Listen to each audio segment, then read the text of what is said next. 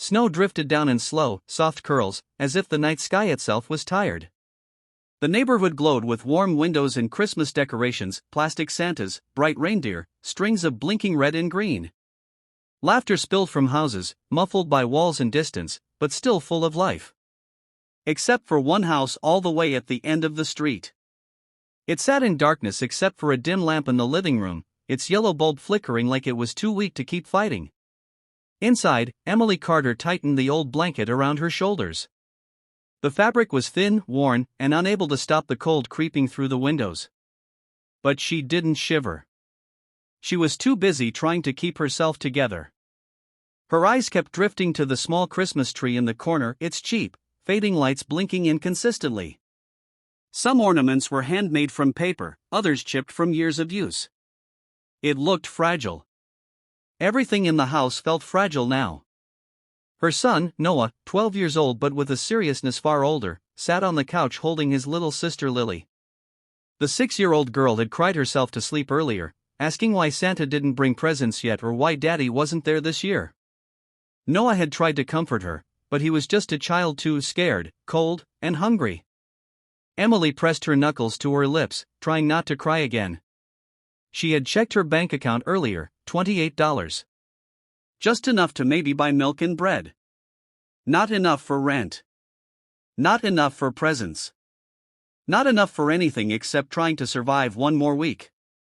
She whispered, hoping the children wouldn't hear, "I'm trying. I'm trying, baby. I'm trying." Her voice broke anyway. The heater hadn't worked for 2 days. The landlord ignored her calls. The blankets barely kept the children warm. She hadn't eaten since morning to save food for them. This Christmas, instead of miracles, all she had was silence and cold. Outside, a black pickup truck slowly rolled down the street. The driver wasn't looking for a house. He was driving the way people do when they're trying to quiet the thoughts in their head. That driver was Jack Hayes, former Navy SEAL, just back in town after 15 years of deployments and wandering. Christmas Eve was supposed to be spent at his brother's place, but the noise, the laughter, the music, the fireworks neighbors were already setting off sent him spiraling. Loud sounds still made his heart jolt, his muscles tighten. Holidays were the worst. Too many memories mixed with too much silence afterward. So Jack did what he usually did when the world felt too loud, he drove. He wasn't expecting anything unusual. He wasn't looking for anyone. But as he approached the end of the street, his headlights swept across a dark house, dark except for a weak, flickering lamp inside. Something about it made him slow down. Maybe it was instinct, the kind drilled into him from years of assessing danger. Maybe it was the ghost of loneliness he recognized in that dim window. But he stopped the truck, cut the engine, and stepped out into the snow.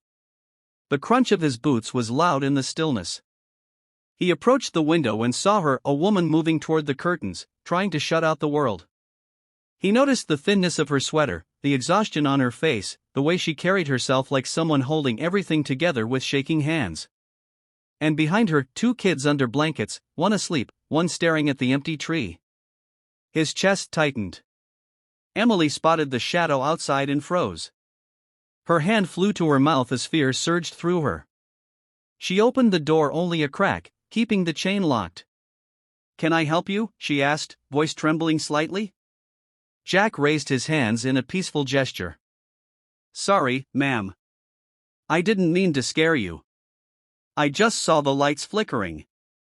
Thought maybe your power went out or something." "We're fine," Emily said quickly. Too quickly. Jack tilted his head. "Doesn't look fine." Emily stiffened. "Thank you, but we don't need anything." She began closing the door until a small, sleepy voice behind her whispered, "Mommy? Did Santa forget us?" Lily had woken up, rubbing her eyes. Noah tried to hush her, but the words were already floating in the cold air. Jack's jaw clenched. Something inside him twisted sharply, painfully. He'd seen children cry in war zones, in refugee camps, in storm wreckage.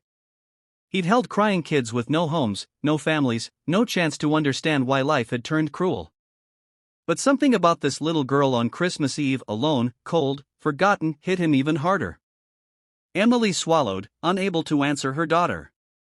Shame and heartbreak spread across her face. Her eyes glistened. Noah looked away, his young shoulders tense. Jack stepped forward slightly, not aggressively, just enough to lower his voice. "Ma'am, please open the door a bit more." Emily hesitated, then unhooked the chain. He didn't step inside. He stayed by the threshold. "My name's Jack Hayes. I grew up near here. Served in the Navy, for a long time." Emily studied him.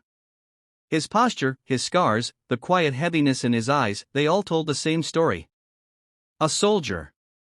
A protector. A man who had seen too much. "I'm not here to bother you," he added softly. "I just couldn't drive past."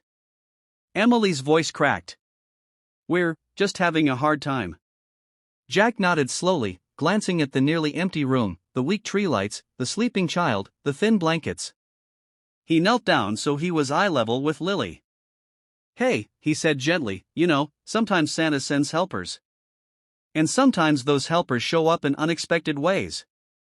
Lily blinked up at him, confused but intrigued. "Like you?" A soft smile tugged at Jack's lips. "Maybe."